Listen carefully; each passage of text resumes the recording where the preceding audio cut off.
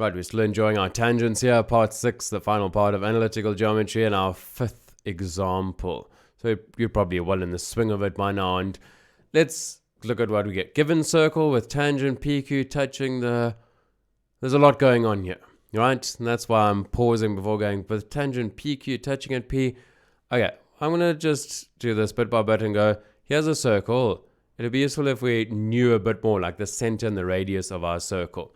So I'm going to complete the square here and say, well, this is x minus 2 squared minus 4 plus y plus 5 squared minus 25 equals 7. So if I simplify that down, x minus 2 all squared plus y plus 5 squared equals minus 29 plus that 36. So I know that the center of the circle is at 2 minus 5, and the radius is 6. And I'm going to get rid of this in a second, so pause if you need it. Okay, so I kind of did that without thinking in some ways because it just felt quick and easy to do and worthwhile to get a sense of our circle.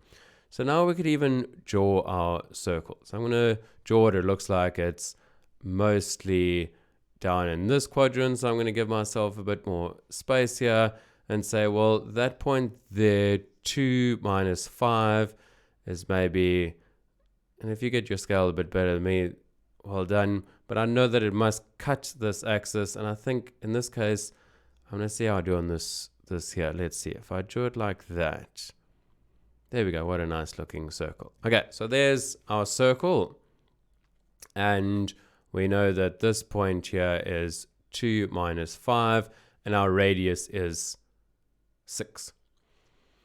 Okay, so now we can start drawing things on and figuring things out. With tangent PQ touching the circle at point P, but Q is the point 8, 3. Okay, so let's just see this point here, just out of interest, is 6 away. I just want to get a sense of my scale here. So that, I'm just going to put the coordinates of, would be 8 minus 5. Okay, so I know that this point here, point Q is the point 8, 3. So it must be 8 and it must be above. Again, just so I can get a sense of things, this point over here, the x value must be the same, and it's 6 away, so it's 2, 1. Okay, so I don't have to get things perfect, remember, but I just know that this is 8 and that y value is 3, so it's definitely above there.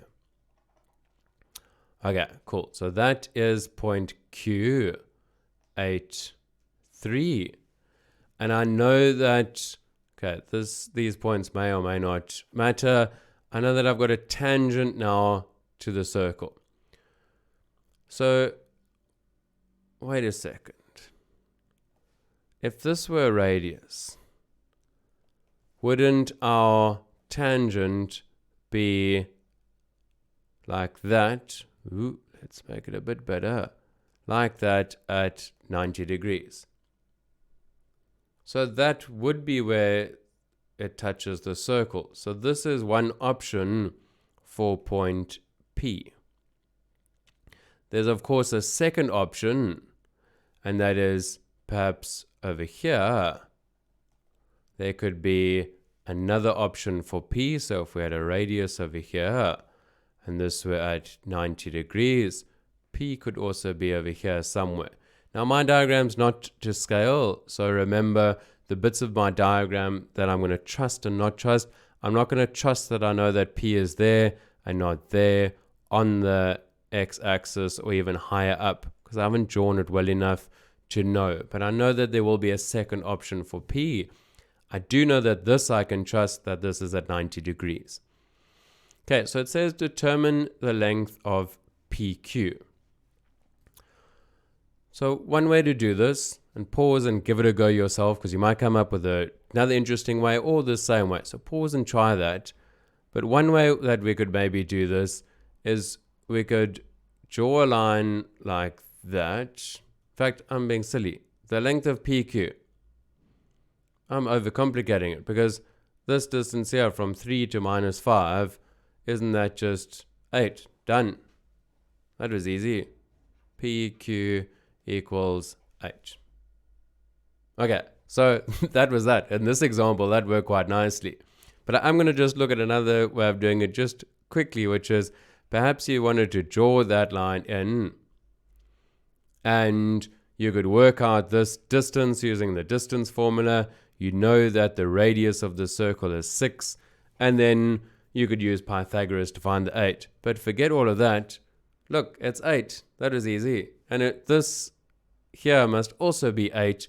And if you haven't done that in circle geometry yet, just bear that in mind, that these two tangents are going to be the same length. Because look, if you drew the triangle, they're congruent triangles. Okay, so there you go. That was quite fun. We'll see you in the next video for the last example.